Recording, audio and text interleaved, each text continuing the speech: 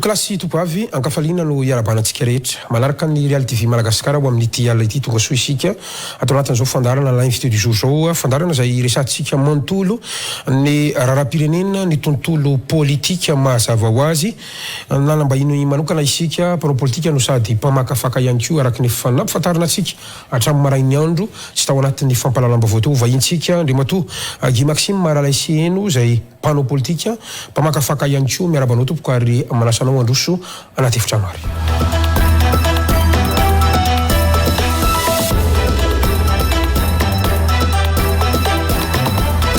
miarabanao indrindra tompoko ary misotranao nanaiky nasainy ny fandarana ho amin'ity alina ity isorako manokana ny fanekenao fanasana satria efa ndeha toko hoe tapabolana teo no niangavy anao hoe andaotsika hiresaka malona raharam-pirenena satria somary manahirana ihany zavatra misy eto amin'ny firenena noho ny fotoana maro samihafa namaly antso ianao androany tena everiko zava-dehibe ary maro ny malagasy miandro ny fanoik-hevitra ao ho amin'ity alina ity ka dia mankasiraka indrindra amin'ny fanekena amin'ny fanasana ary miarabanao ihany koa topoka miarabanao Gaskara Fensoa dia miaraba ihany koa ny mpanaraka ny fandaranao moa izay anisany tena be mpanaraka ihany koa dia ny malagasy miasa somonina any ivelany ary ny malagasy eto toerana ihany koa manararora ihany koa miarabanao natratry ny taona ny ekipa ny Real TV ray manontolo satria dia fantatsika mbola tsy niontsika mangalata amin'ny taona ity raha tsy izao dia mirary soa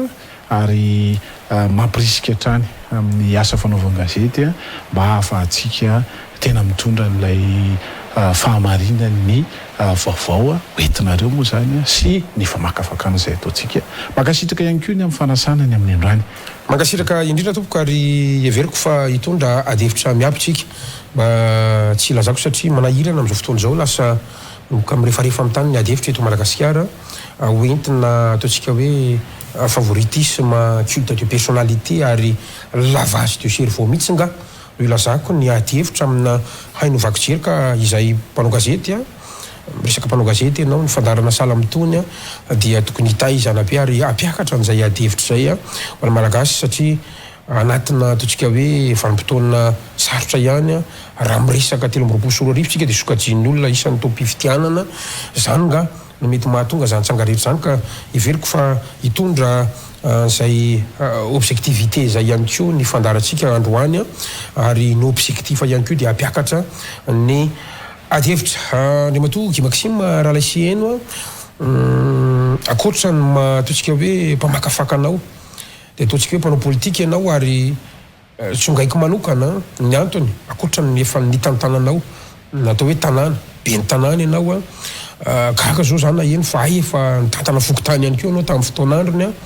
isy adihevitra momba ny ataontsika hoe génération politique ihany koa amin'izao fotoana izao satria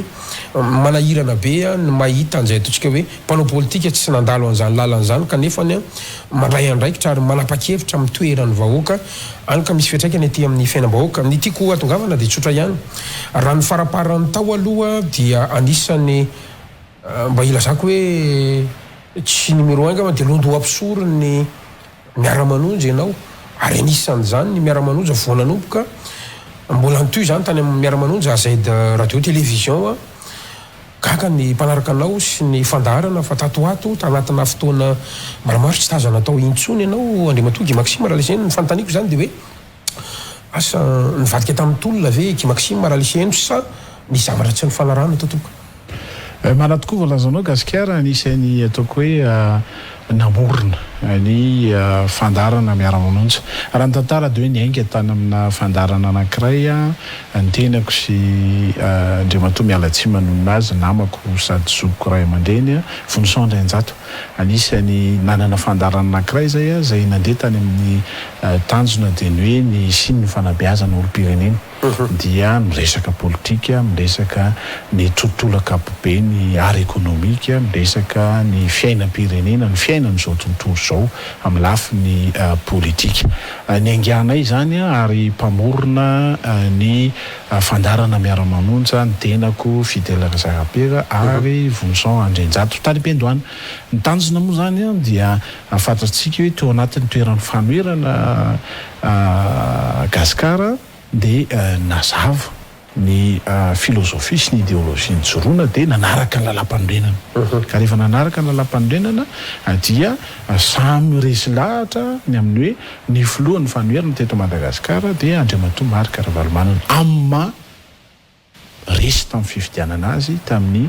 fifidianana 2024 zay zany no natonga n'izay herijika ny fanoherana izay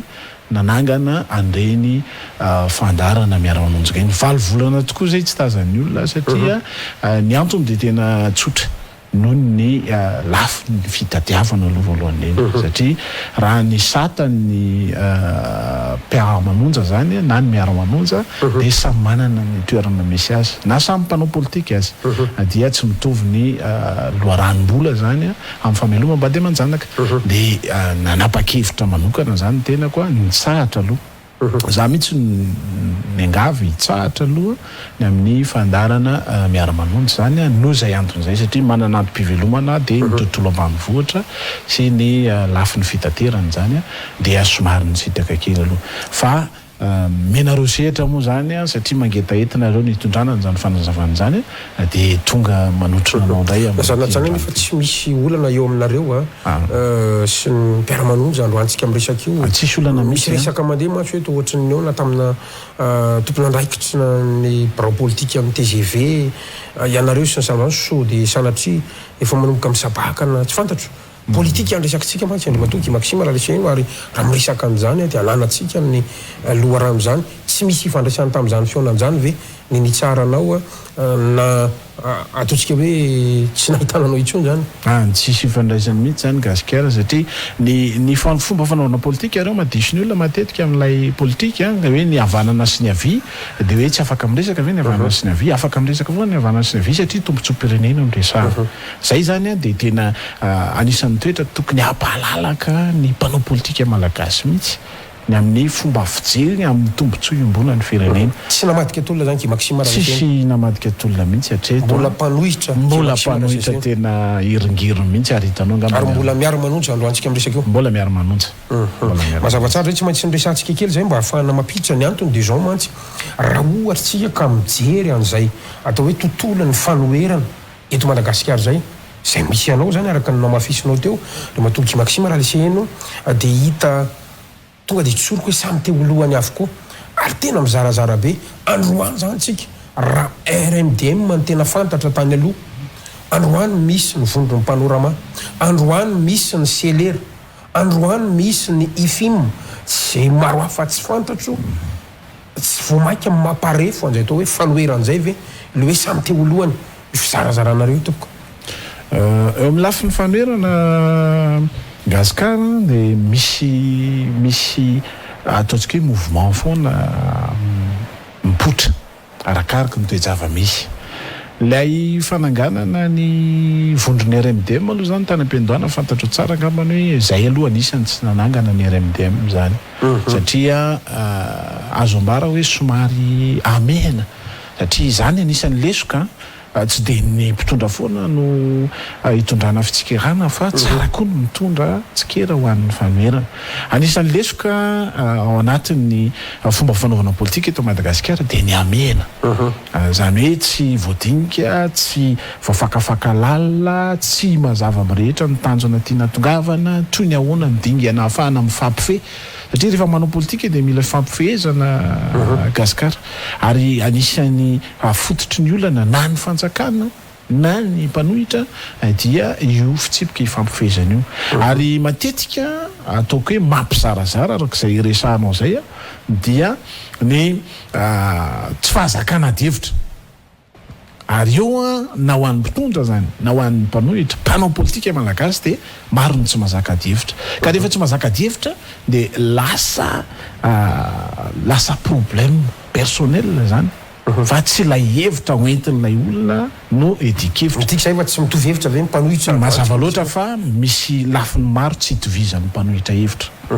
satria raisitsika ohatra hitovizana lohatra zany ohatra zao zitsika miresaka sao dia anisan'ny filozofia ny fanoherana dia tsy misy rajoelona amin'ny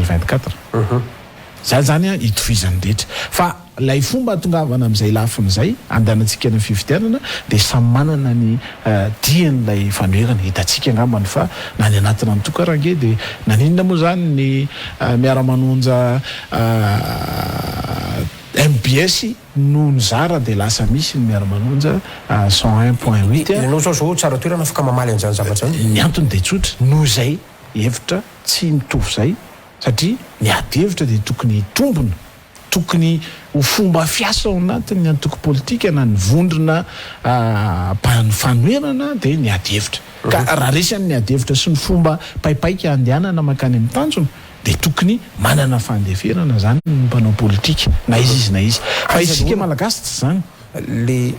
manaiky fenao fa samy ty olohany fototry ny olana mihitsy samy misy tsy manaiko hoe Marc Ravalomanana no RMDM dia atsy koa samy te sa inona le fototry ny olana mihitsy zany andraisako ohatra ianao io resaka Marc Ravalomanana lehibe mifanoerana io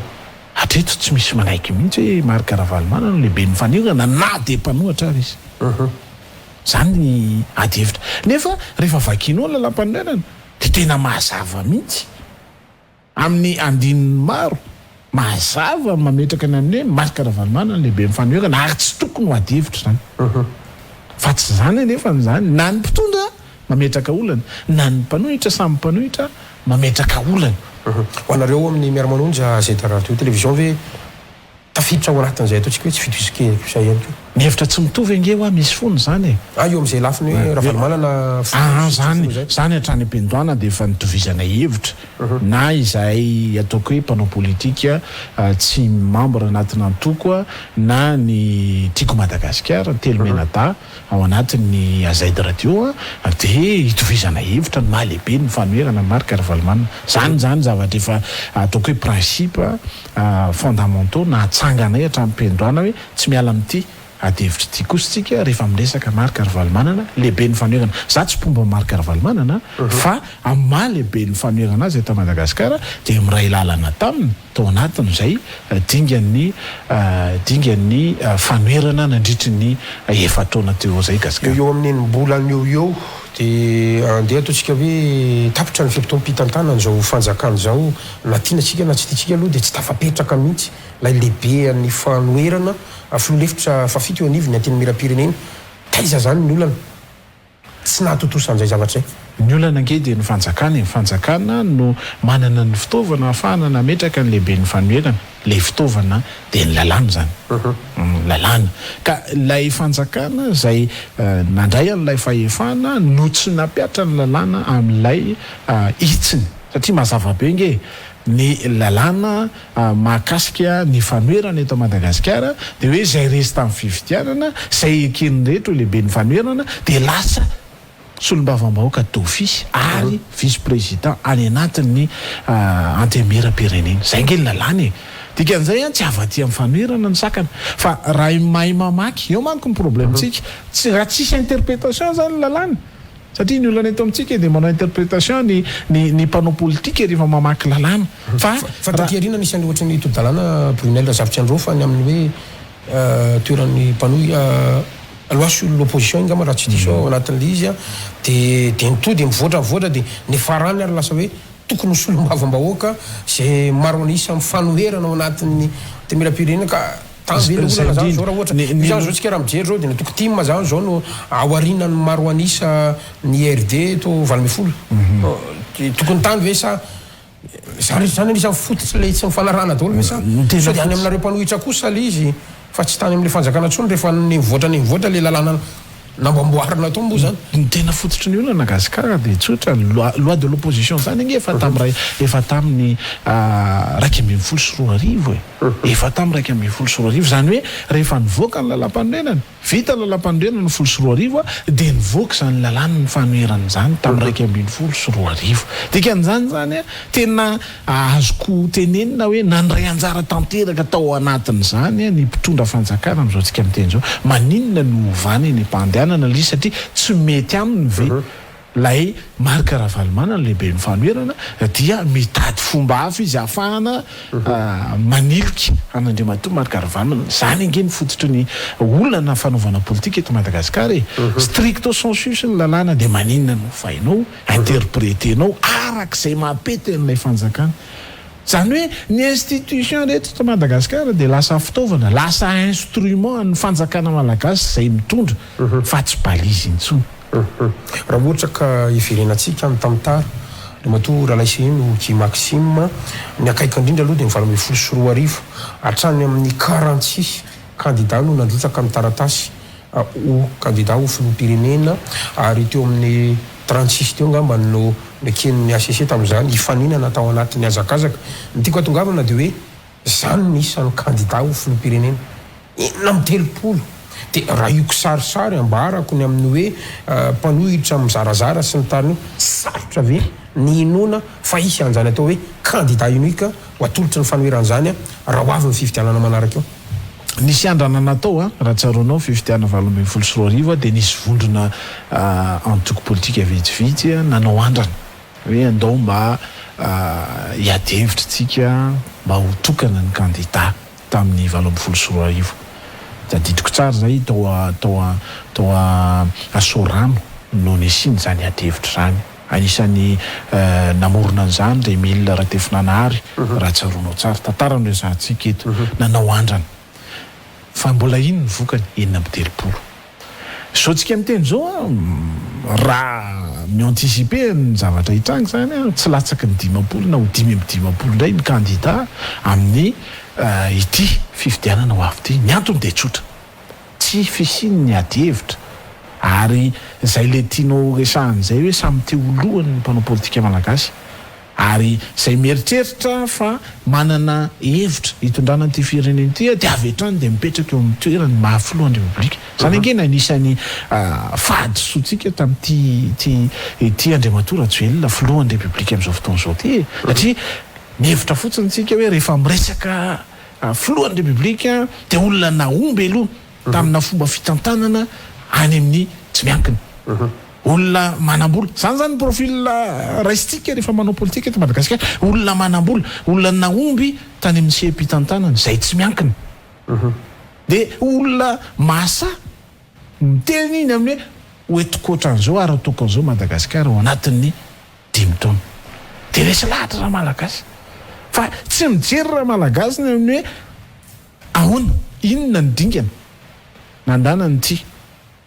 olona anankiray ity tonga amin'izao toerana izao raha hitondra fanjakana mahafeno ny fepetra ave fepetra eo amin'ny lafim-pitantanana, mahafeno ny fepetra eo amin'ny lafin'ny raharaha politika gasikara, mahafeno ny fepetra eo amin'ny lafin'ny fifandraisana ave amin'ny fivoahana sy ny fisokafana amin'ny hafa. Zany rehetrarehetra zany gasikara dia mahafeno ny fepetra ave fa tena mpanao politika ary mahazaka dinika politika, mahazaka ady hevitra fa tsy manana problème personnel ohatra amindrakotona amirabe satria rehefa mamaky ny ady hevitra politika eto Madagasikara ave ianao dia ohatra alaim-panahy ianao mieritreritra hoe fa inona loatra ary zany ny olana amin'Andriamatoa Marc Ravalomanana sy Andriamatoa Andry Rajoelina no tsy afaka mijery vahaolana imbolana anarenana n'ity firenena ity. Manahirana ange zany gasikara hitanao tsara raha mijery ianao ny occidentaux miantso ny filohan'ny republika teo aloha ny filoha amperinasa rehefa asendra olana goavana fa maninona ny olana afaka midinika ohatr'izany fa maninona tsika no tsy afaka midinika ohatr'izany. Problème personnel ave no lasa problème général eto amin'ity firenena ity. Asa sokafako ny adevitra manao analisika mingala fa zany anisan'ny fototry ny olana amin'ny fomba fanaovana politika eto Madagasikara. Ka raha iverenako le sujet tsika teo hoe tsy afaka miady hevitra ave mifanoherana nanao essai ho candidat tokana, nanao essai panorama, nanao essai io ndray zany misy film ndray moa zany amin'izao amizako zao misy selera za mouvement rehetrarehetra zany tsy ratsy akory satria mitovy ny tanjona dia hoe tsy misy Andry Rajoelina amin'ny 2024 fa mandeha makaiza mandeha makany amin'ny fandresena tena ahafahana manilika n'Andriamatoa Rajoelina ave hatreto aloha raha io fomba famakiana na raha politika amin'izao io tsy mandeha makany tsy mandeha makany raha ohatra tsika ka miresaka an'izay atao hoe fomba fanaovana politika izay dia raha ny tantara satria tsika tsy manana afa-tsy ny tantara aloha zany atao repera aloha angalana lesona dia ianareo mpanao politika aloha mifototry ny olona eto Madagasikara ny atao Guy-Maxime raha leseno ny antony dia tsotra ihany izay le ataontsika hoe tsy fahaizana manao politika izay no any miteraka fiantraikany aty amin'ny vahoaka inona tiako atongavana miresaka an'izany ianao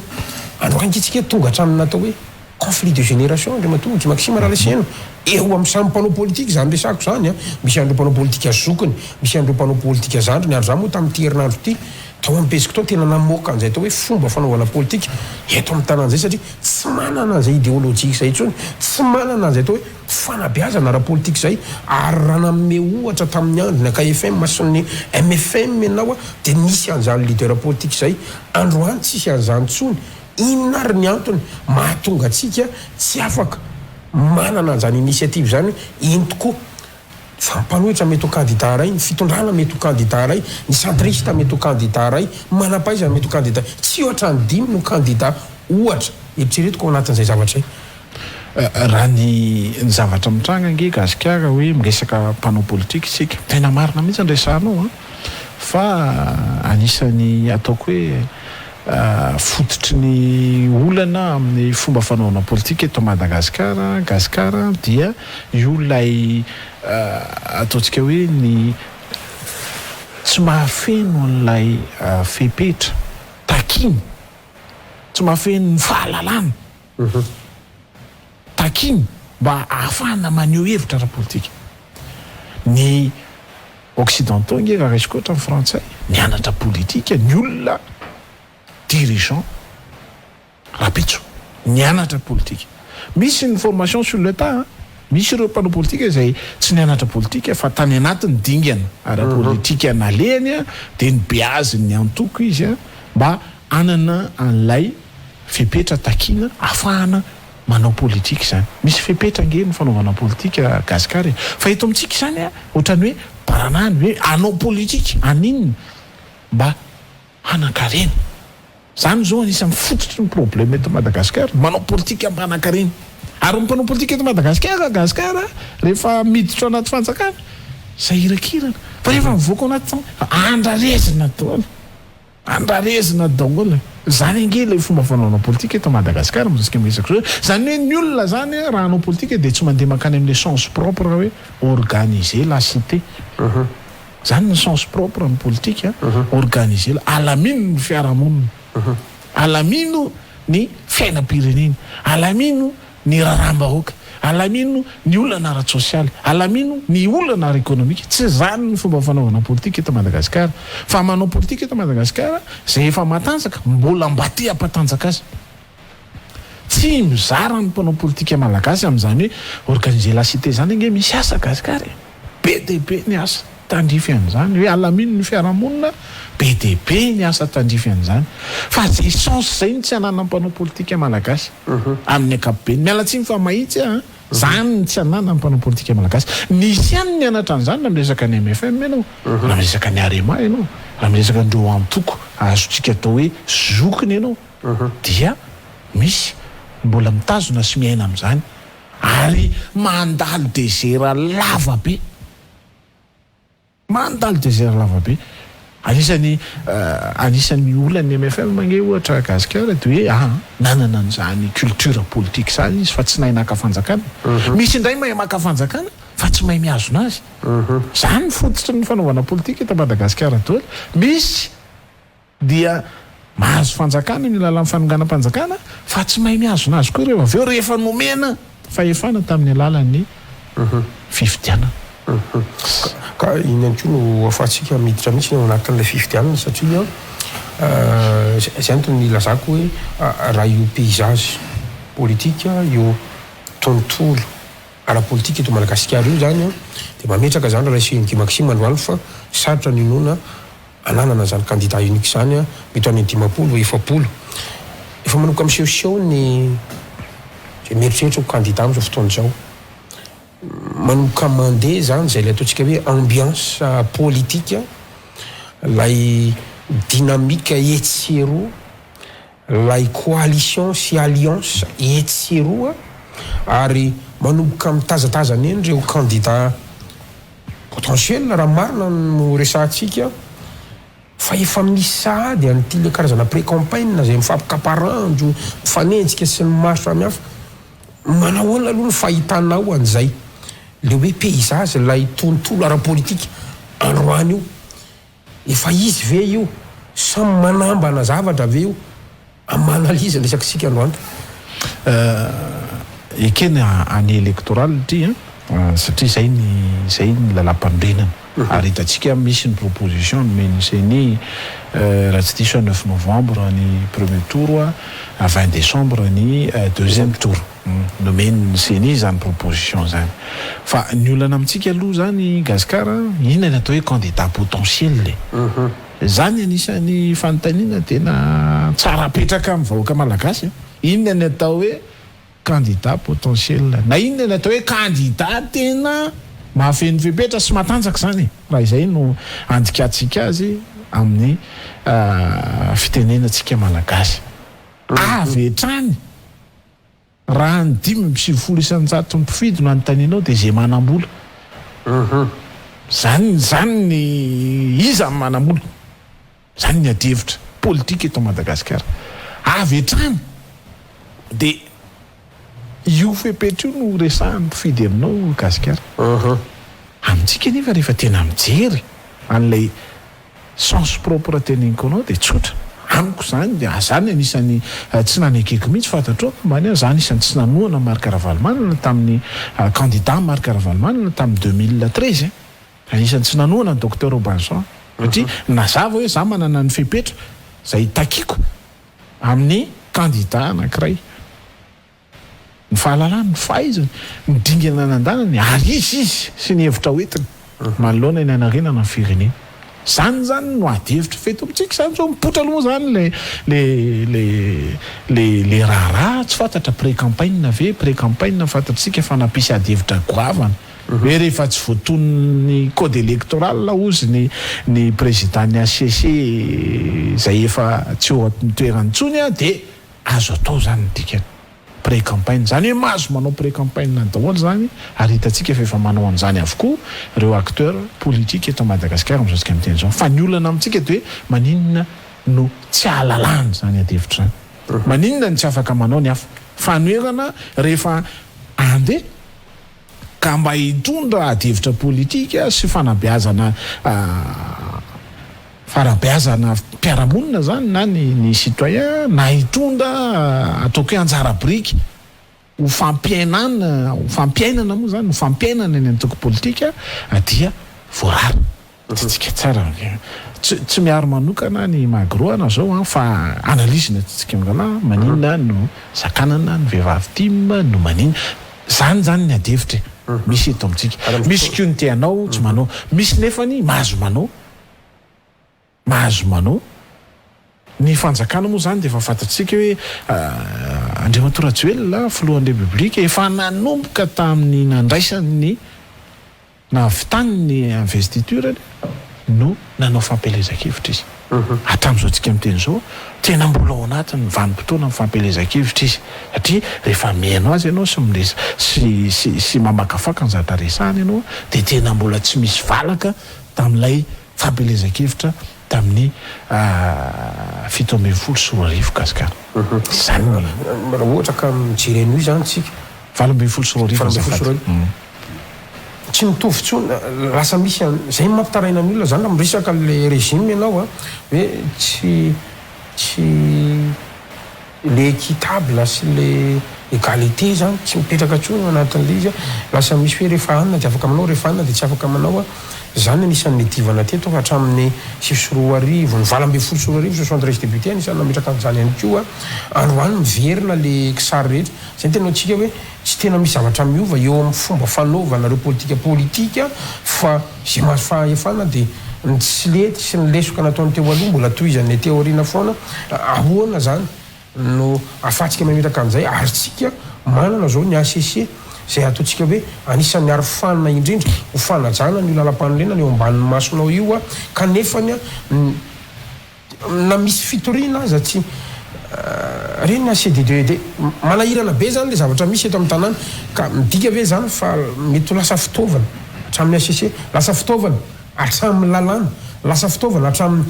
administration publique amin'ny resaka préfecture tsika amin'ny resaka district tsika sy ny chef de région maro samihafa ao anatin'izany lasa fitaovana hatramin'ny vonoalinda ihany koa ampidiriko ao anatin'izay fitaovana rehetrarehetra mihitsy tena ny zavatra misy ange gasikara dia zay anisan'ny fototry ny olana eto Madagasikara dia lasa instrument ny institution eto Madagasikara satria zay mpitondra tonga eo dia mazava loatra fa politika politisiana zany hoe zay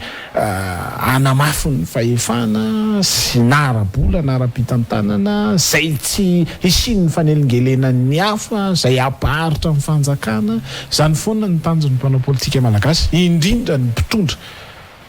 mifandimby teto amin'ity firenena ity ary eo nge ilay fototry ny olana zay mbola iverenako hoe miresaka ACC zany ianao zany hoe raha raisitsika dia hoe zany ny gardien de la constitution Gasikara Fensoa fa rehefa jerenao ny tantara raisitsika miainga akaiky ny raisiko ohatra ny raiso roa arivo satria io moa le conflit de génération resahanao e ny zaza teraka tamin'ny raiso roa arivo zay amin'izao fotoana iresantsika izao efa feno taona tsy mahalala n'izany zavatra nitrangy zany zany raha-pirenena goavany zany satria goavany zany resaka ataontsika senao zany satria zany ange ny fototry tsy mampandeha ny fiainam-pirenena e tsy mampandeha ny fiainany enina amby roapolo tapitrisa na mety folo telopolo tapitrisa amin'izao tsika miteny zao dia io fomba fanaovana politika io e ka raha miresaka ACC zany tsika iverenantsika ny raiso roa arivo Gasikara Fensoa dia hitantsika tsara fa tany efa ahitantsika taratra ny amin'ny hoe ampiasainy ny fanjakana ho fitaovana iarovany fahefanany ny haute cour constitutionnelle mazava be zany satria hitantsika ny raha nisy tamin'izany vanim-potoana zany hoe nafindra tany Amatasoa nanao proclamation nanao investiture ny Marc Ravalomanana na dia nisy aza na corps politique sy ny sisa hitantsika indray ny raharaha zay 20 sy 20 mbola lay ACC nanao investiture Andriamantoa Andry Rajoelina fantatritsika zany hitantsika andraraha 20 sy 20 raha iverenana azo raisina fa tsy mitombona hitantsika ny olana nisy an'Andriamantoa Rajoelina sy ny déchéance fantatritsika zany hoe naninona lay gardien de la constitution tsy namaritra mazava tamin'izany vanim-potoana zany satria fitaovana nampiasainy ilay fanjakana dia ohatr'izay kio ny miaramila nizaniza hiteny eto mbola fitaovana ampiasainy ny fanjakana iarovany ny fahefany ny institution misy eto Madagasikara sy izany rafitra amin'ny fiarovana ny firenena zany kabarantsika farany teo zao hoe sy tonga letra teo izy samy nampiasanay daholo ka oka tsy zay no menatsiny fa iry-pamoritana sy ny salama zany mazava loatra fa samy nampiasa azy daholo fa nampiasa azy nandeha nakany amin'ny hitsy ny fanarahan-dalàna ve sa nandeha nakany amin'ny fiarovana ny fanjakana nisy ka so dia ty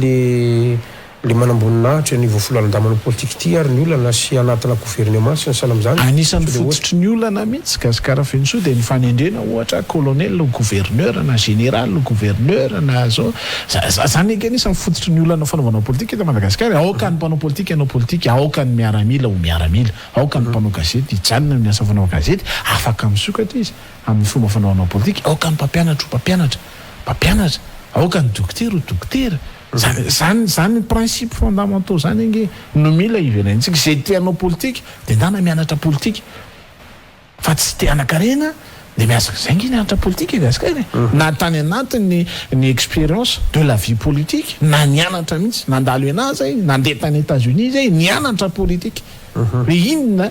ny fomba atao ahafahana mandamina n'izany fiarahamonina zany ahafahana mitondra hevitra vaovao ary tsy namenatra raha ny tanàna anakarobaty sy ny toerana ny resako azy tamin'izany fampotoana zany tsy namenatra mihitsy ny zavatra bita tao anatiny fitotoana ny tantanany za moa tratra nesory ny fanjakana Andry Rajoelina dia tsy afaka nanohy lay tetikasa sy ny programma zany anisan'ny fondateur raha miresaka décentralisation kely tsika amin'ngalao dia anisan'ny fondateur zany OPCI zany organisme public coopération intercommunale anisan'ny mba fondateur zany lalakely zany lalakely 1 2 3 mbola natrehiko tolo zany hoe manana dingana amin'ny fomba fanaovana politika sy nanana expérience ny tokony hitondra firenena ary raha iverenako le candidat potentiel resahanao teo dia izay mihitsy no tokony hitondra firenena raha ampitso ary anetanana ny vahoaka malagasy hoe aza mihinana ambolony ka tratran'ilay virus hoe manamboly io bogosy io matanjaka io naomby io tamin'ny fitadiavana dia ndao fa io zany no isy satria ho avy indray zany 185 millions de dollars ny volana ampiasainy Andriamatoa Rajoelina source idirako iny rehefa aveo satria resaka fifidiana sy ny processus tsika ndao fa rano kely rasira mialatsiny indrindra tompo nisy an'le administration teo fotsiny ahoana ny fahitanao anazy ihany koa miresaka tsika ireo le ataontsika hoe rafitra mpitantana natao hitantana ny raha-raha-mpanjakana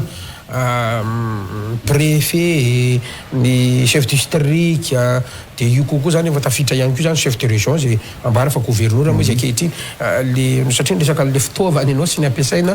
lay tokony ametsaka sika satria tafiditra anatina atao hoe état de droit tsika tamin'ny tandalana lay tsy fanandaniana lay tsy fafan'ny rafitra ara-pitantanana ara-panjakan'ireo manao politika sy miandany ara-politika manahoana indray zay satria zay koa anisan'ny tranga anankiray zay vetsika ihany koa nanimba ny firenetsika antantara foana ho an'ny jireny instrumentalisation de l'administration publique io dia anisan'ny fototry satria code électoral ange zao raha resantsika agasikara dia mazava hoe tsy mahazo manao fampelezan-kevitra ny ministre ny chef de district ny chef de région fa zao tsika mirahalangesaka zao ny chef de district ny manao lesy-pifidianana ary manome baiko mihitsy ny amin'ny hoe mila manenjikinareo 1200 ohatra ao anatina commune anankiray na ao anatina district anankiray chiffre nombre des électeurs zany hoe ampiasainy fanjakana ho fitaovany reny rafitra atanatoatra reny satria fantatsika tsara amin'ny lafim-pitantanana amin'ny ankapobeny ny gasikara fensoa dia fantatsika fa misy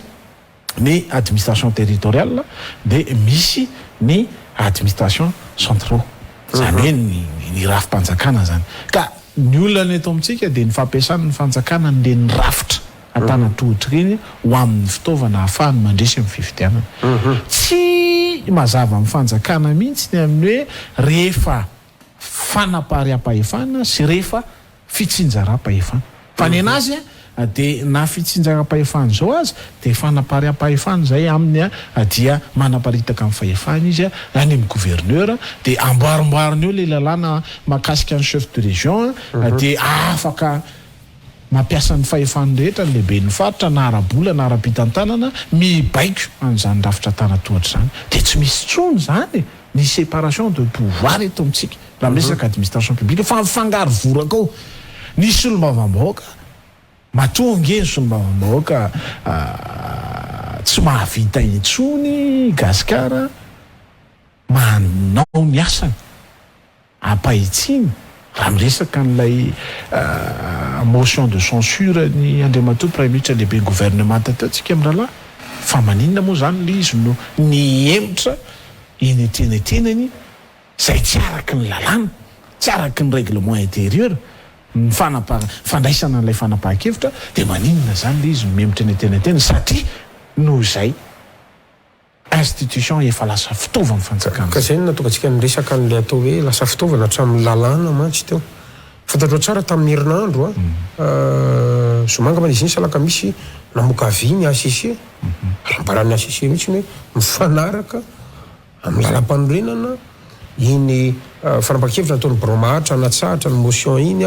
no ny antony masamy hafa moa izy manazava ny heviny eo rehefa nitory zany CDD tao anatin'ilay raharaha ary izy ary moa tonga hatramina hoe tokony miala amin'ny toerany filohan'ny république satria misy ny atao hoe fijabahana ndraikitra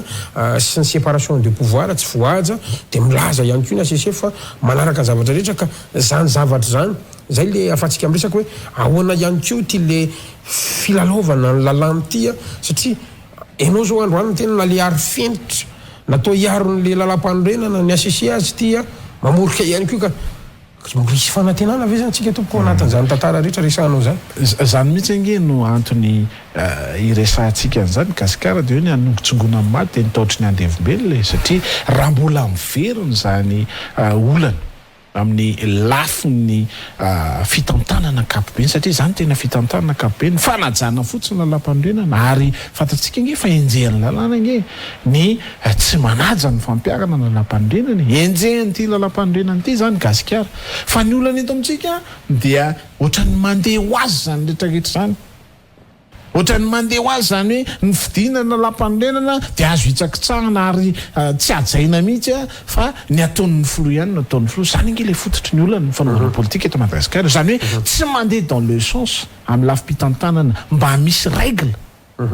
mba misy règle mazava hoe tirangany fitsipika ifanarahantsika hitantanana ty firenena ty dia ny fampiarana ny lalam-panorenana zany fa na ny membre ny haute cour constitutionnel azy dia hitatsika fa tefitefena andeha makany amin'ny tombotsoany mpitondra fanjakana dia ny filohan'ny république zany tefitefena daholo zany ny raharaha ara-pitantanana eto ny raharaha ara-politika eto ny raharaha ara-pitantanam-bola eto mba mandeha makany amin'ny tombotsoan'ny mpitondra fanjakana dia ahonina ny vahoaka telopolo tapitrisa mazava loatra fa tsy tanteraka programme social tsy tanteraka ny infrastructure tsy tanteraka ny développement rural tsy misy tanteraka ny sécurité publique satria misy olana fototra fay ngeda be ohatr' zany amin'ny lafim-pitantanana akapobeny dia izay no mahatonga zany raha iverina hoe ny fitantanana akapobeny eto amin'ny firenena mihitsy no efa tena mitotongana tanteraka indrindra ao anatin' zao 10 taona hitantanantsika zao misy antony zany nisy ny fahavoazana tany aloha gasikara fa ao anatin'ity 10 taona ity zany ianao dia tena mahita ianao hoe négatif ary diso safidy ny malagasy tamin'ny fifidianana 7 aloha hitsotra zany ny adievitra diso safidy ny malagasy ka raha mandeha ny pré-campagne amin'izao tsika miteny zao miazakazaka avokoa mpanao politika rehetrarehetra gasikara ny amin'ny hoe izy indray no hitondra rivo vaovao amin'ny fifidianana 3 eny azo ekeny zany samy eken'ny lalàna rehefa tsy manana olana ara-pitantanana na manana olana ara-pitsarana ny candidat anankiray eny eken'ny lalàna zany mahazo manao avokoa ny rehetra fa isika zany zao gasikara dia miverina mihitsy any amin'le fanabeazan'olom-pirenena ny amin'ny hoe tandremo tsy ho tratrany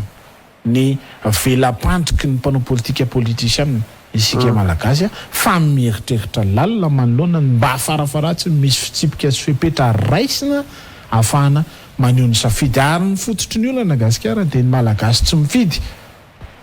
malagasy manam-pahaizana malagasy manam-pahalalana maro amin'ireo ny tsy mifidy ka iza no afaka andray an-tanana an'ilay firenena rahampitso dia mbola hoentin'ny olona sanatr'in'izany adevitra politika no ataontsika amin'n'ala eto tsy mahay ve ny firenentsika fa manam-bola fotsiny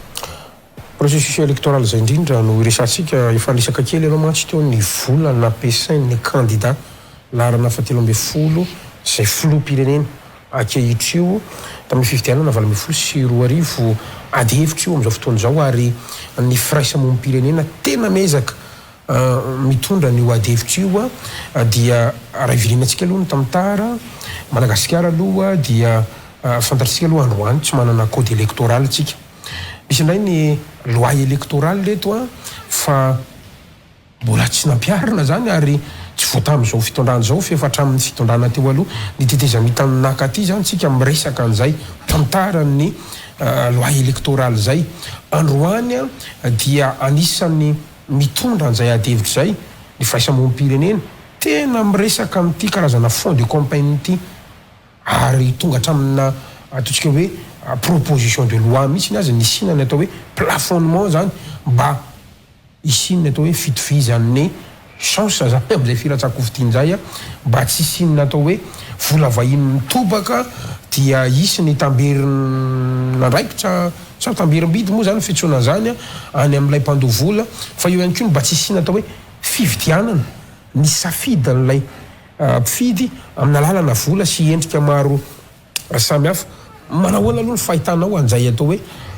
fond de campagne zay tokony isina adevitra ve io mba afatsika tanteraka lay ataontsika hoe tsy manam-bola ihany no mety olany fa mety tsy manan-kevitra ihany koa io lalaam-pifidianana io mihitsy gasikara no tena dinihana seritreretina lalina zany satria lalaam-pifidianana nge no afaka mame farafaratsy ny fidi-polisan'jato ny adevitra politika sy ny filatsako-vidiana sy ny zany fond de campagne resahanao zany sy ny adevitra momba ny latsakorana satria raha ny lalaam-pifidianana nisy hatramin'izay nge gasikara zao dia zany 9 novembre resantsika zany nge gasikara mbola ao anatin'ny vanim-potoana ny orana eto Madagasikara zany dia efa anisany aloha raha ny lalaam-pifidianana misy amin'izao fotoana zao dia efa tsy manaraka ny lalàna misy sady zany tolo-kevitra aloha hatreto omeny ny seny fa efa tsy manaraka ny lalàna zany resaka n'le fond de campagne ianao dia anisan'ny tena fototry ny olana fomba fanaona politika eto Madagasikara dia tsy mitovy lenta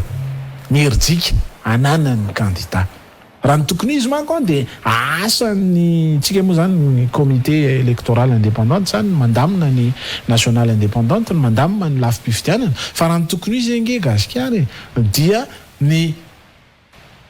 sampany mamolavola ny fifidianana zany no manome chance ho an'ny candidat rehetra ary mametra an'izany vola ampiasaina amin'ny fampelezan-kevitra zany fa indrisy gasikara tsy zany 185 millions de dollars ny etsy amin'ny ilany dia 3 millions de dollars ny etsy amin'ny ankilany dia amin'ny fomba ahoana no isiny ny fitoviana lenta manoloana an'izany tsy hitovy mihitsy satria mazava loatra raha lay mbola toetsaina fa mahazatra amin'ny fomba fanaon'ny politika eto Madagasikara rehefa andesy lahatra ny mpifidy dia amin'ny alalan'ny t-shirt dia amin'ny alalan'ny 5 000 ariary dia amin'ny alalan'ny famoriana olona etsy sy roa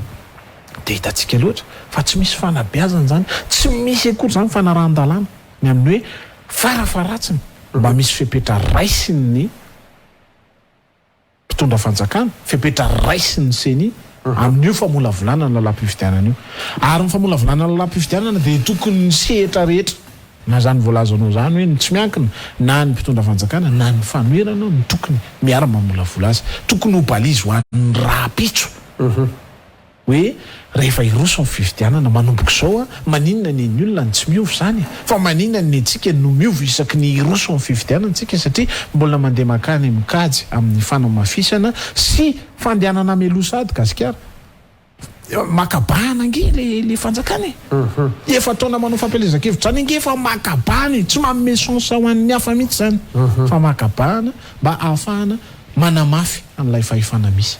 verena kely le fond de campagne teo satria mijery ato dia mahita an'le satria io zany adevitra zany zao misy an'ty article 75 ty zany zay miresaka zany ny ataontsika hoe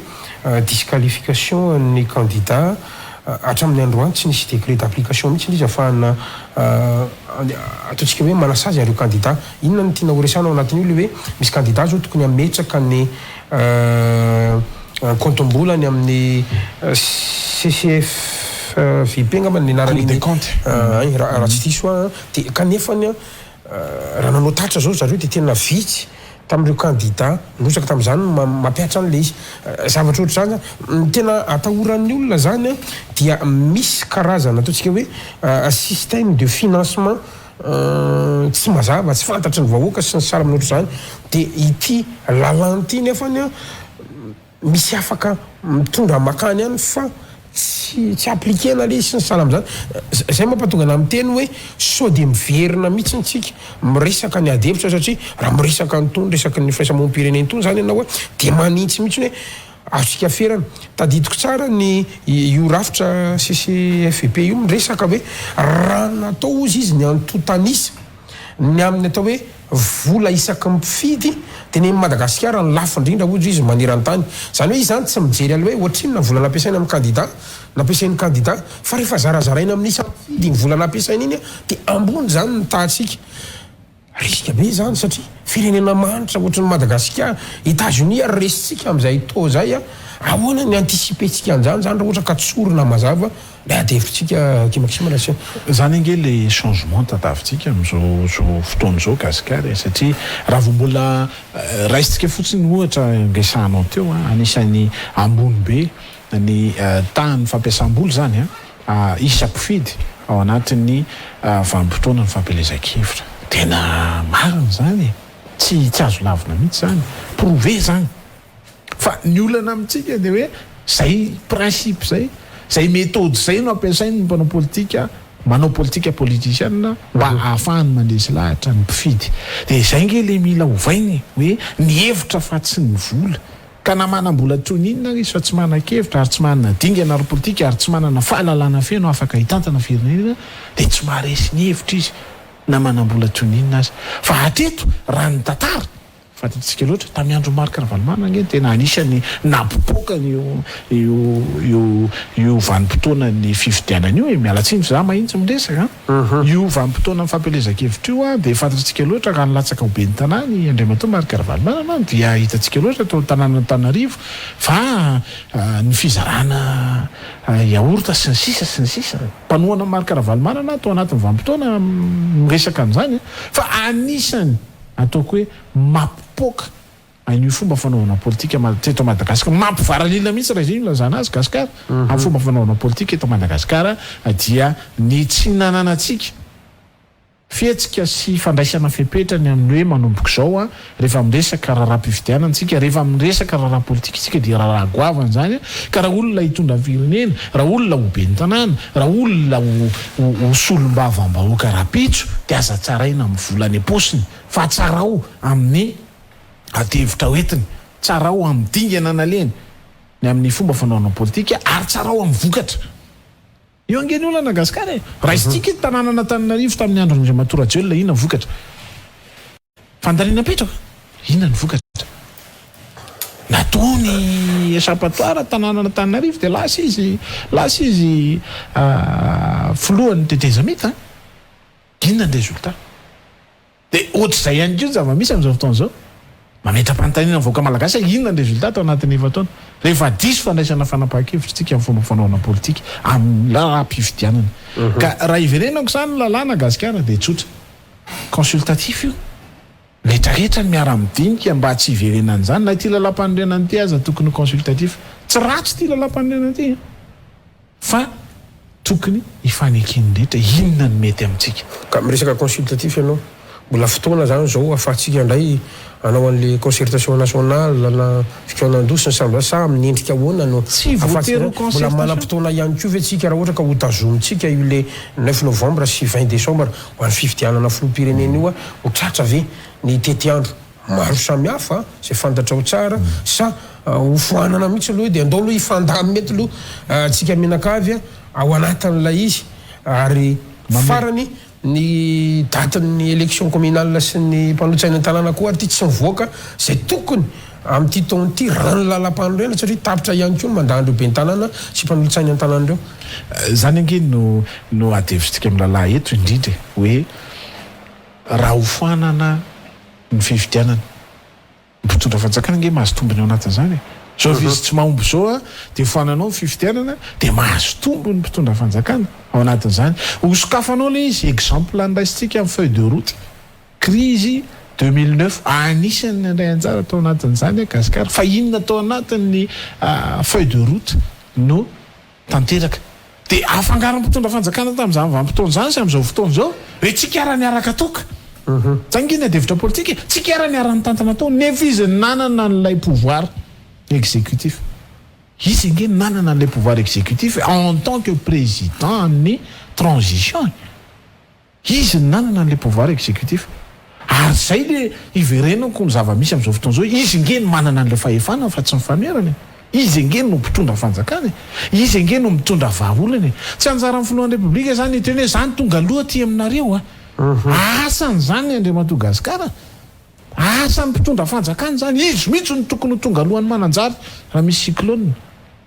Fa efa miendrika fampelezakevitra le hoe za zao ny tonga aloha aty aminareo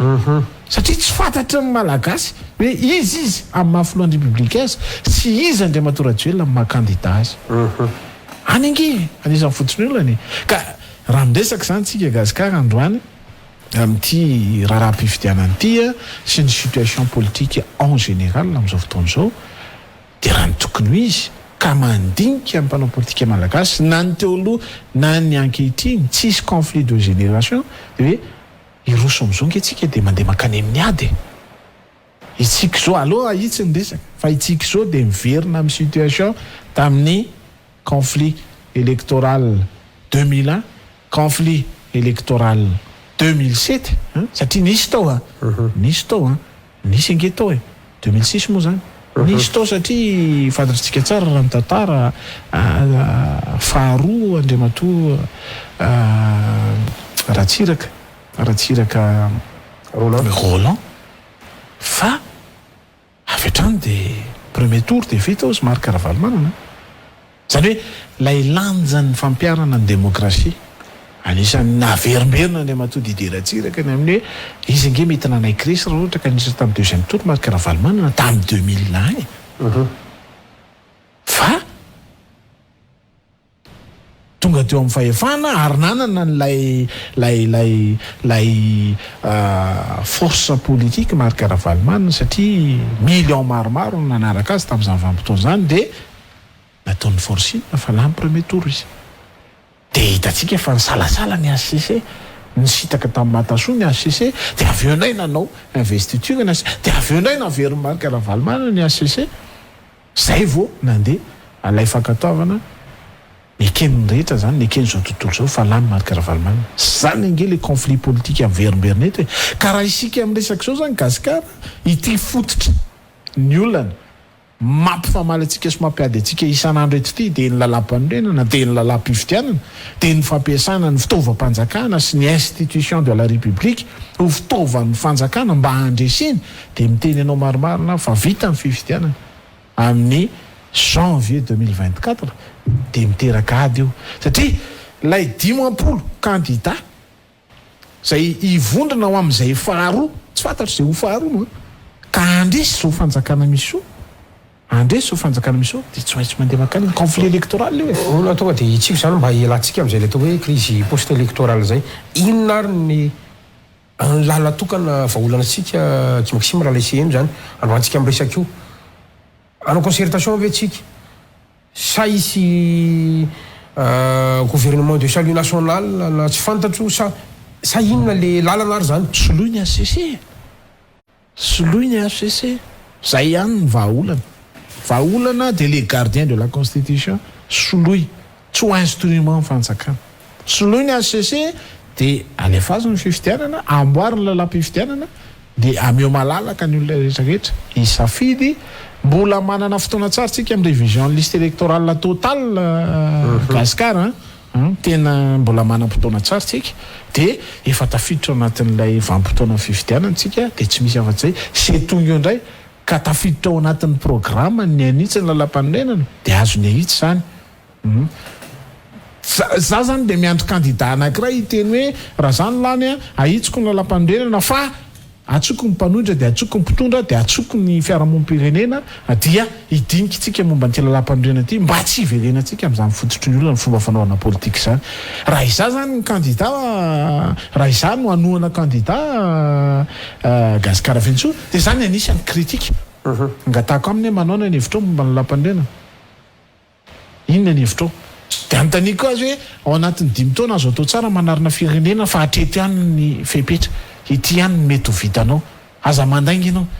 ka hoe tsy vita tao anatin'ny 10 taona dia ataonao anatin'ny 5 taona aza mandainga ianao zany ange mandainga zany tsy possible zany Gasikara za anaty monde rural ny asako fa tsy possible zany Gasikara no anatin'ny 5 taona dia izy tsy vita tao anatin'ny 10 taona dia ataonao anatin'ny 5 taona fenao no izy fo zay moa zany le fomba ataon'ny ankizy am'izay fo tsy zany ndao tsika mitombena apetrao tsara eto amboniny tany ny tongotra fa miresaka tsika fampandrosoana zany misy dingana zany miresaka fitantanana politika misy dingana zany miresaka mpitondra fanjakana misy dingana zany ka eo no mahatonga iverina aminao zany hoe soloy ny ACC zay ny vahaolana amboarina lampifidianana zay ny vahaolana aza miditra ao anatina gouvernement de consensus zany tsy vahaolana gouvernement de consensus satria exemple efa nisy teto zany gasikara fensoa aona fampiarana feuille de route hatramin'izao tsika zay nge anisany victime ny crise politique 2009 ngadry zay very fananana zay potika ny avenir anay fa lay fanjakana nanana an'le pouvoir exécutif tamin'izany vanim-potoana zany tapena amin'ny masony nataony solution nomeny Rajonary Mampianina docteur Robinson fangazany solution tsy solution zany satria io hitatsika io ny zavatra nitranga Rajonary Mampianina ry tao anatin'ny 5 taona ny tantanany navita nanarina an'ilay crise ny 5 sy 4 arivo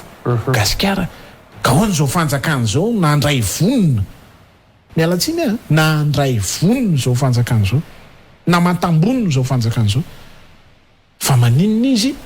no mampitotongana ny fiainana ara-ekonomika sy ara-tsosialy ao anatin'ny 5 taona tsy mahay mihitsy izy zany premier ministre efa défaillant gasikara efa tsy mahomby mbola tazomy le fanga izy ty raha tokantrano n'Andriamatoa Rajoelina sy Andriamatoa premier ministre lehibe ny gouvernement sy zay mpiara-piombonantoka ity ke firenena resatsika aloha zavandresaka samy tompony ty firenena ty na ianao gasikara fensoa na iza na zay manaraka atsika rehetra am'izao tsika miteny zao samy tompony ty firenena ty fa tsy tokantrano Rajoelina io na tokantrano n'Andriamatoa premier ministre alamindaminy eo de zay metimety aminy tsy zany io misy miverina ny voy indray manko zany resaka zany tsy fantatro vao mainka hitondra korotana eto amintsika ve sa mahaolana zany resaka nini zany raha ohatra ka hoavy ny fifidianana filohan'ny repoblika hoavy ny fifidianana filohan'ny repoblika de tsotra nini ve nitondra vahaolana ao atsika teto nisy ny voyany zany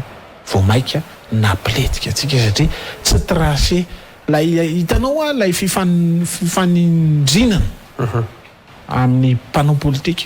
lasa personnel na ho an'ny Marc Ravalomanana na ho an'ny Andry Rajoelina tsy fantatro loha ny côté Marc Ravalomanana fa tsy de mahita takatra loatra an'izay fa matoa zany Marc Ravalomanana nanaiky ny fahareseny tamin'ny 24 de manana ny heviny izy fa Andriamatoa Rajoelina raha vao mahita ny Andriamatoa Marc Ravalomanana ka manao sobi politique na maketsy de problème an'le fanjakana dikan'izany zany misy fomba fijery misy fiangarana ara-politika ary misy tahotra ara-politika ho an'ny Andriamatoa Andry Rajoelina mpitondra fanjakana amin'izao fotoana zao amin'ny Andriamatoa Marc Ravalomanana zay tsy haiko loatra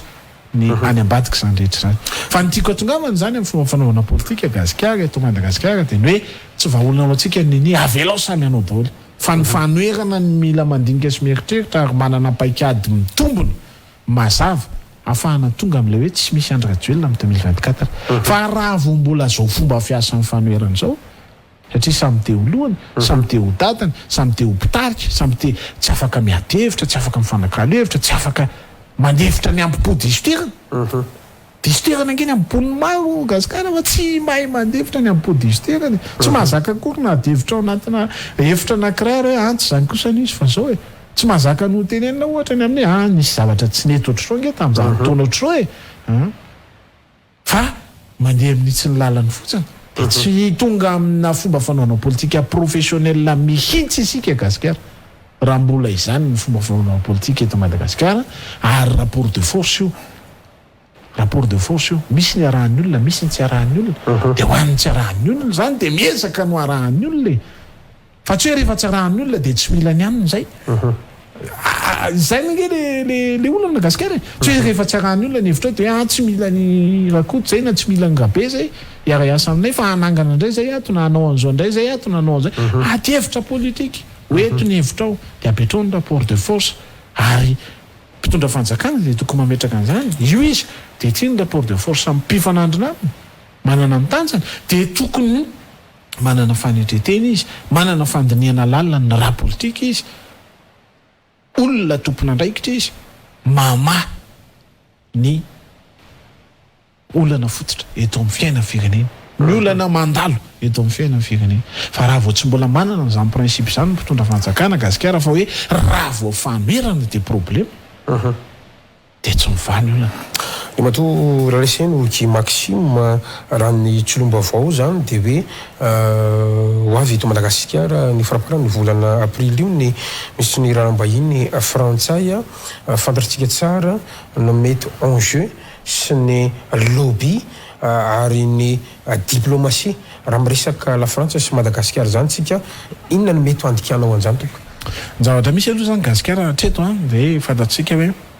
raha miresaka an'le fifidianantsika de basket fondy aloha zany hatreto mbola tsy miteny ny partenaire ny Madagasikara hoe manonona zao millions de dollars izy na manonona zao millions de dollars fantatsika koa tamin'ny fifidiana farany teo fa efa nazava ny rapport nataon'ny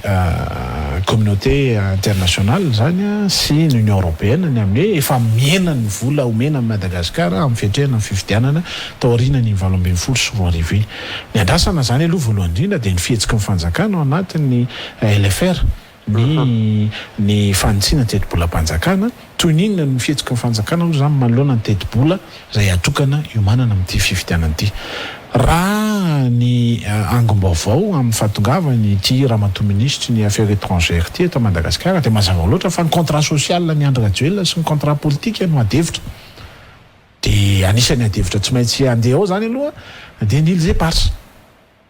hitatsika tsara fa mbola tsy mitovy ny point de vue Madagasikara manoloana ny Îles Éparses sy la France isika firenena malagasy tarina Andriamato Rajoelina de hoe restitution zareo ary de mbola mametraka ny amin'ny co-gestion ary mametraka mihitsy izy fa anay io zany ny adevitra continuité de l'État anisan'ny problème eto Madagasikara satria fantatsika tsara gasikara Andriamato Rajoelina mampianina dia niditra tany anatin'ny principe na co-gestion rehefa miresaka Îles Éparses fanapahakevitra politika iny zany de maninona zany mpitondra fanjakana ankehitriny no niova tao anatin'izany fanapahakevitra zany gasikara fanontaniana tsara apetraka amin'ny mpitondra fanjakana ankehitriny zany atao hoe continuité de l'État iza mampiady eto hoe iza nanao ndrokady iza nanao zao iza continuité de l'État zany fa continuité de l'État ty Îles Éparses zay ho resahany ty ka rehefa miresaka tsika zany ny raharaha politika goavana ohatran'io fantatsika loatra géopolitique io gasikara ka rehefa miresaka géopolitique tsika de tsy maintsy ny intérêt ny deux parties no adevitra mitombona dikan'izany la France zay anisany izy no mitarika ny Union européenne am'izao tsika miteny zao de mbola lakle ny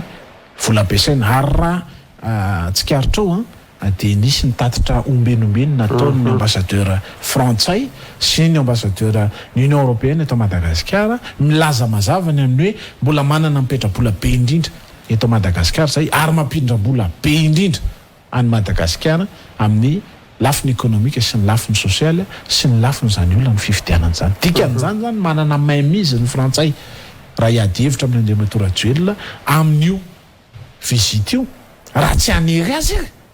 adevitra zany raha tsy anery azy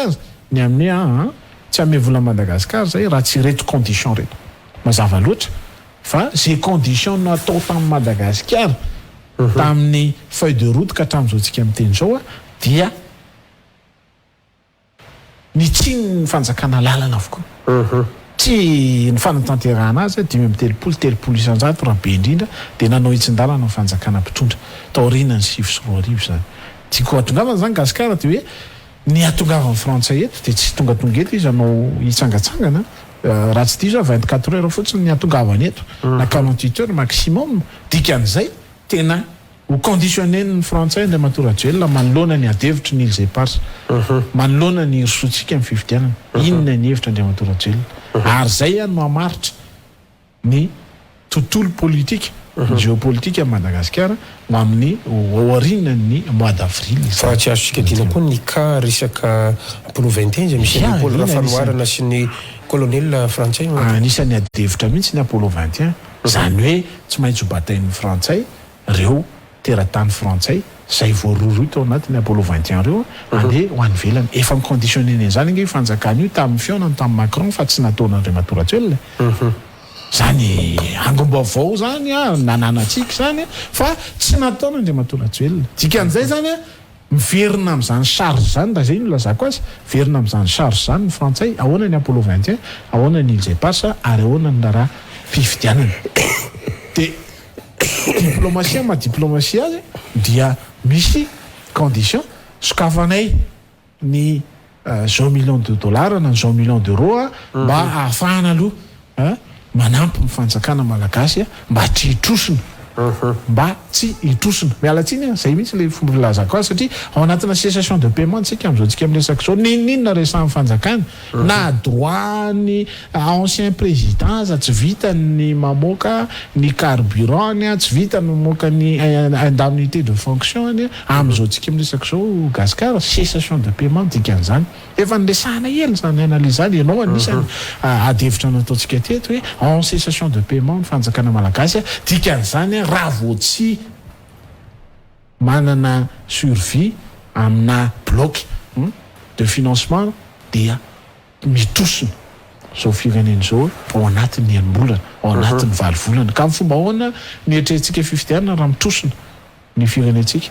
za mpitatitra gasikara dia mivezivezy amin'ny ilany tsy moatsinanana iny akoatra ny asako tontolo ambanivohitra fa mampalahelo ange mijery mananjary zany mampalahelo mijery mananjary zany tanàna kely ange mananjary fa tsy vita amin'ny fanjakana ny mandray fanapahan-kevitra ao anatin'ny 7 ora hoe tsy maintsy arenina toy izao ary tsy maintsy toanana ny malagasy ravatrano ohatran'izao $77 millions lanitsika teto Antananarivo nanamboarina amin'ny fa tsy mahafoy $10 millions akory ny fanjakana malagasy ho an'ny tanàna amin'ny mananjary ohatra raisiko fotsiny zany exemple ameko anao zany hoe zany ange le fanjakana misy am'izao tsika miresaka zao dikan'izany ny zavatra mirainty ivelany mamaika amin'ny fanjakana malagasy fa tsy mifototry ny olona ny fahantrano ny voaka malagasy aloha zany azavo zany ny zavatra misy koa zao ny olany resaka bourse votoforona siana ny terakadevitra be mihitsy na tamin'ny cessation de paiement daholo ny antony zany satria milaza ny prime ministre lehibe ny gouvernement sy ny ministre tompony andraikitra ny amin'ny gestion numérique no antony tany ampendoana fa répéter les crises miferimberina le olona mpianatra dia mazava loatra fa mipoka le izy aveo rehefa mipoka le izy dia solution de facilité ndray fanjakana amaivanina ny fanapahan-kevitra raisiny manoloana an'ilay fototronana fa tsy mandeha midina lalina ny amin'ny hoe inona manarenana an'ilay izy gasikara fentso rariny ve raha ny tetibolam-panjakana eny amin'ny présidence be indrindra rariny ve zany fa inona loatra ny azo ataon'ny filohan'ny république no tetibolam-panjakana metangana tsisy ohatr'izany ambaniny avokoa ministère rehetra akoatra ministère ny vola rariny ve zany amin'ny fomba fitantanana kapobeny na vola 200 millions d'ariary dia tsy maintsy irana amin'ny filohan'ny république mamoaka azy 2 millions d'ariary 2000 moa zany 2 millions d'ariary non tsy 2 millions d'ariary fa 200 millions miakatra dia tsy maintsy irana amin'ny filohan'ny république ary to tsy maintsy misy soninga manizay tsy maintsy misy sonia ny filohan'ny république fa inona ny antony zany fanjakana ave dia filohan'ny république ave anana an'izany comportement na management ohatran'izany zany anke fitantanana épicerie zany gasikara mialatsiny fitantanana épicerie zany fitantanana fanjakana zany no tantananao dia mazava loatra fa mahatoky ny olona rehetra no tendrenao ianao amin'ny vanim-potoana anany endrenao azy dia mahatoky azy ianao dia manome fahefana fena ianao amin'ny mpitondra na izy fa miteny ianao tetibola ny tontolo ambanivohitra am'izao tsika miresaka zao tsy misy afa-tsy efa-tsy isanjato ny tetibolam-panjakana resaka ny olay tontolo ny gestion territoriale tsika zany na ny commune sy ny faritra roa isanjato ny tetibolam-panjakana ny tonga eny anivon'ny faritra le fanjakana nefa miteny hoe ny politika iny dia ny fitsinjaka-pahefana tena izy zany hoe io le toetra ny mpanao politika malagasy ny zavatra tenen'ny vavany hafa ny zavatra ataon'ny tanany hafa gasikara ary zany fototry ny olona amin'ny fomba fanaonao politika satria miresaka izy fa ovainy ao anatin'ny 5 taona tsy nety tao anatin'ny 10 taona rehefa tazaninao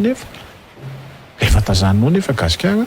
mampalahelo nginy tontolo ambanivohitra fa mba afaka miteny ve ny any ambanivohitra mba afaka miteny ve ny any ambanivohitra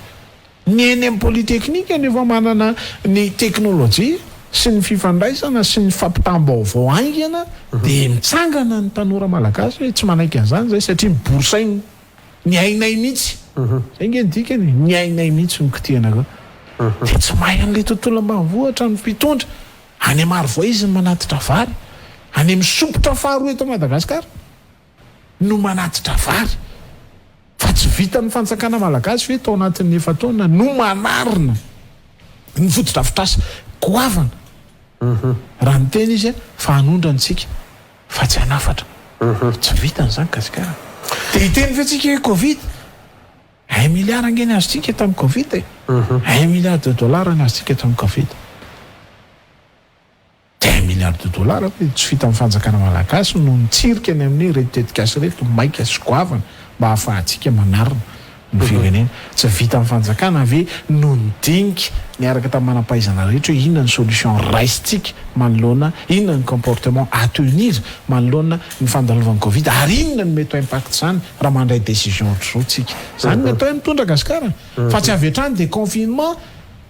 résultat ny confinement rehefa avy eo miara mahitsitsika négatif satria mitsotsoroka ny économie dia ahilika any amin'ilay confinement sy le covid rehefa avy eo ny tsy fahombiazan'ilay fanjakana adinao ny rivotoza sy ny Ukraine rivotoza sy ny guerre-ny Ukraine moa zany resahantsika anisan'ny ny ady hevitra tamin'io be deaibe ny mpanao politika vetivety kely io ady io dia zany isan'ny teny hoe tsy vetivety zany io ady io ady tsy vetivety io satria géopolitique io ady hevitra io ny occidentaux ny miady amin'ny rosianina dikan'izany tsy vetivety io ady io ady aritra io fa anjara ny fanjakana reraka ohatratsika no mijery na hoe inona ny fomba hanarenana ny firenena ao anatin'izao ady zao zay nge le gestion de contexte amin'ny filazana zany io le contexte dia ahoana no hanarenanao an'ilay firenena raha misy io ady io inona ny tombontsoa azotsika raha mamokatra tsika noho ny fisiny io ady io inona ny mety ho tombontsoa azotsika fa tsy miakatra indray ny gazoal ao anatin'ilay ady dia justifiena fotsiny amin'ny guerre-ny Ukraine mahatonga ny gazoal miakatra zany manko lay hitanao gasikara lay fanaovana tsinitsinina ny hafa mihitsy fanambanina ny hafa mihitsy zany hoe dia noho izany antony zany noho ny tsy fahalalana dia zay no antony mahatonga an'io dia avy koa moa zany ny mpanao politika malagasy fomba amin'ny fanjakana dia zay ny leitmotiv ny isaky miditra télé izy hitanareo ny guerre Ukraine aopany mandeha makany ny tsombiazany gasikara zany ny atao hoe mpitondra fanjakana dia zay contexte rehetra misy eo raha misy ny cyclone fangamo zao tsika vao nisy cyclone teto Madagasikara gasikara ny cyclone tompoko dia fantatritsika fa isa-taona dia misy zone sud tsika dia misy ny cyclone isa-taona fa misy prévision amin'ny fanjakana ve miresaka fotsiny PNGRC amin'izay mesure raisiny mandritra ny cyclone fa inona mesure raisiny avant pendant et après gasikara tsy misy après zao tsika après cyclone tsika fa zany teneniko anao zany fahavoazana eny ary matoky Maxime Raseno amarana ny fandarantsika fantariky tena farany sisa efa tapitra amin'ny fotoana ozy ny technicienne tena mampitarahina vahoaka androany lalana na andrenivohitra zany na lalam-pireneny zany na ny afaritany zany ianao raha teo mpisehatra amin'ny ny fitaterana mino afa tsara tena ianao amaly an'io olona ny vahoaka androany ty vidanetana tsy fantatro ianao raha mamividy menaka siramamy androantsika amin'ny resaka io fa tena mampitenina moana lay vidim-piainana miakatra mihitsy zany ny délestage moa iny tsy resahana tsony miaraka amin'ny insécurité eto amintsika reo volet social kereo satria ny resaka gouvernance ianao teo anisan'ny hitarainany olona androany inona no mety iverinao fa mbola ataontsika hoe miracle azo atao aloha à court terme ao anatin'izany sa hoe tena tsy tafavoaka an'izao fanjakan'izao tsony ny amahan'izany zavatra zany na dia ao anatin'ny fimpotona satria raha zao no mitoy dia ho fata mitsangana eto isika malagasy hatramin'ny atongava zay mety fitondrana vaovao eto resaka momba ny lalana aloha ianao voalohany indrindra dia naizanaiza io naizanaiza zany na makany avaratra ianao na makany andrefana ianao na makany atsinanana ianao na makany atsimo ianao na makany atsimo atsinanana ianao dia ratsy ny lalana ary dégradé raha zay lazana azy tena hoe dégradé ny lalana eto Madagasikara zany ny antony zany Gasikara tsy lavitra antony ara-pitantanana foana zany fond d'entretien routier zay 30 ariary isaky ny litatra 150 30 ariary isaky ny litatra no 30 ariary io zany no raisin'ny fanjakana malagasy amin'ny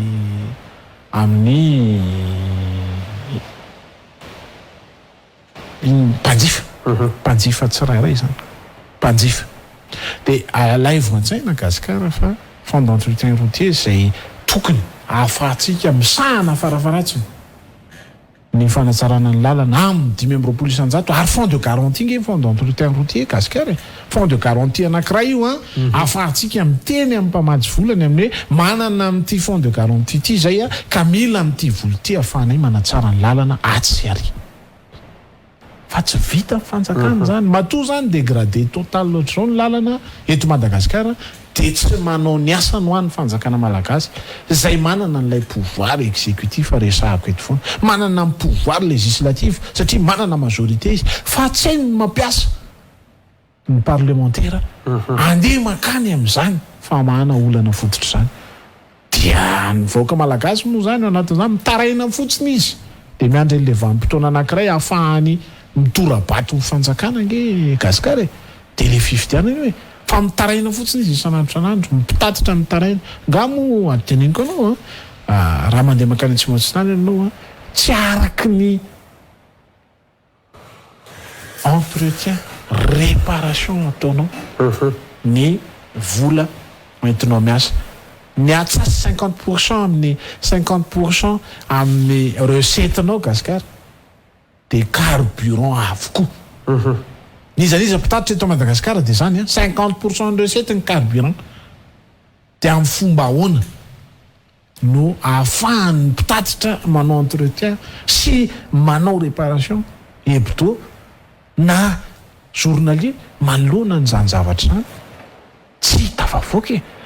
dia miresaka indray ianao lay lafin'ny faharoa ny lalany zany amin'ny lafin'ny olana ara-sosialy sy ny lafin'ny ny olany sakafo zahako Gasikara exemple meko anao mba anisany ataoko hoe nanao approvisionnement isambolana taloha na ny sakafony ankizy fa zao ianao tsy mahavita an'izany tsony ianao Gasikara tsy haiko ianao raha mahavita fa tsy mahavita an'izany tsony na dia ny eritreretina hoe classe moyenne aza amin'izao tsika miteny zao ary tsy misy tsony ny classe moyenne na ianao manan-karena be na ianao tafiditra ao anatin'ny mahantra zany hoe samy resaka aminao zao mpanao politika dia mpanao politika mahantra satria ny fanjakana tsy manao ny asany mba ahafahako manana vitana za koa nge mbo te hiasa Gasikara za koa mbo te ahomby amin'ny zavatra toka fa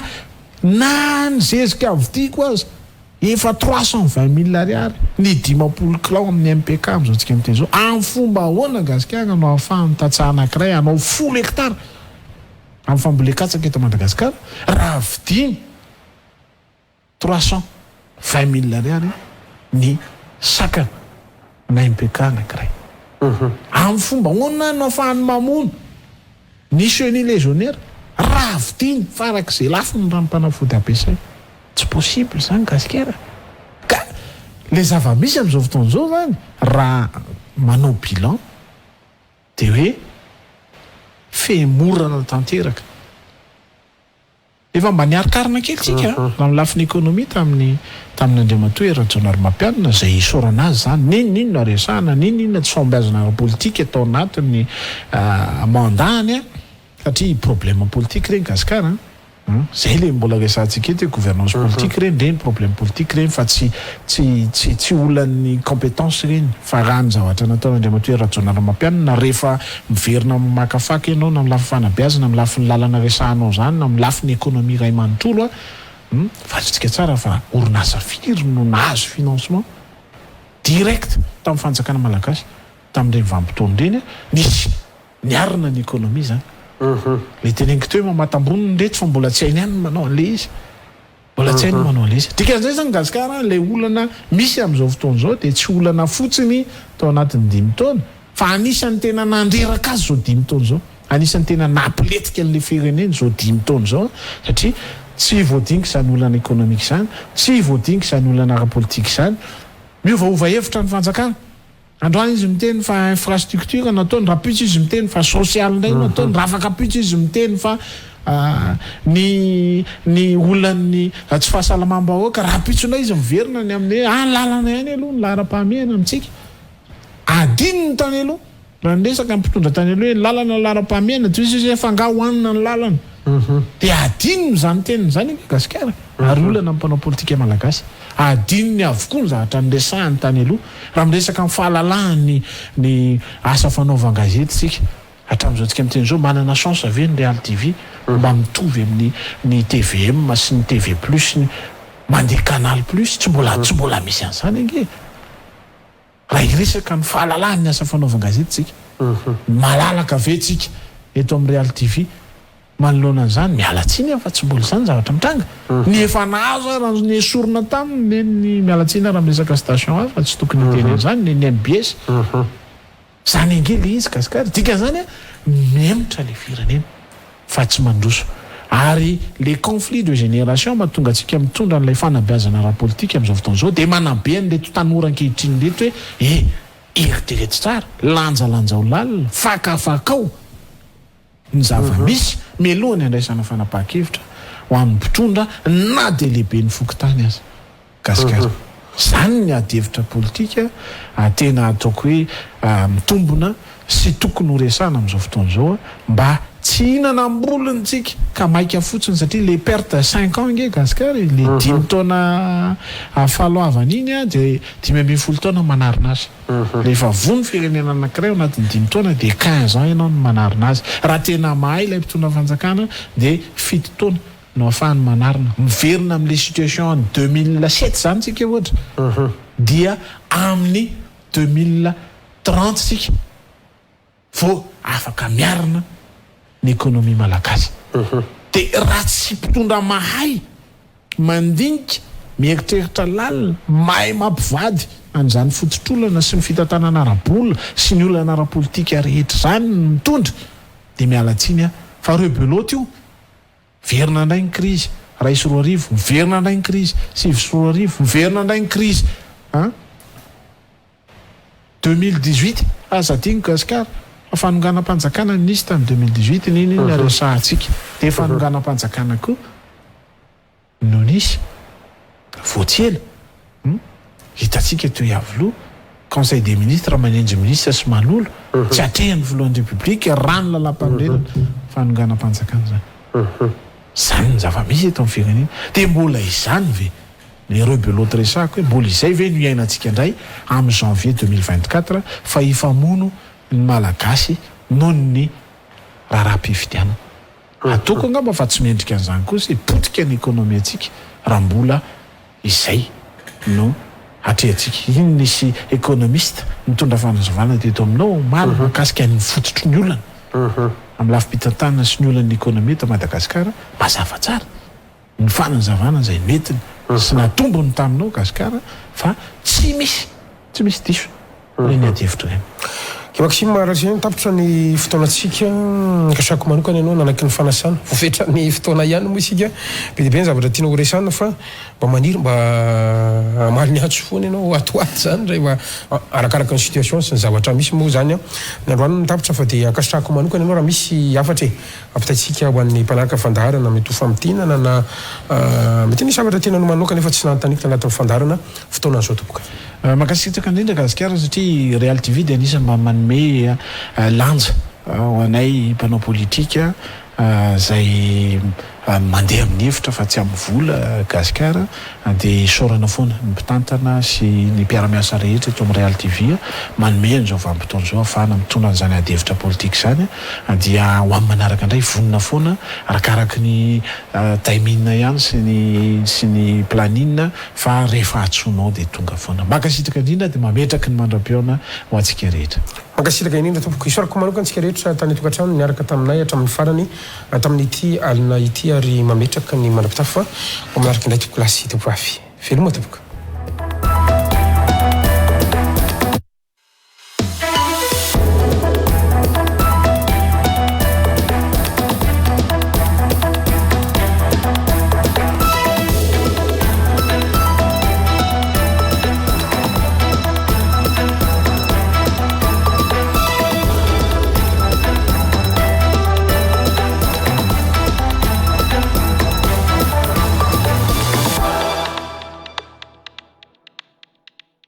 Chanel Maison de Beauté, nanolotra ho anao teo ny l'invité du jour.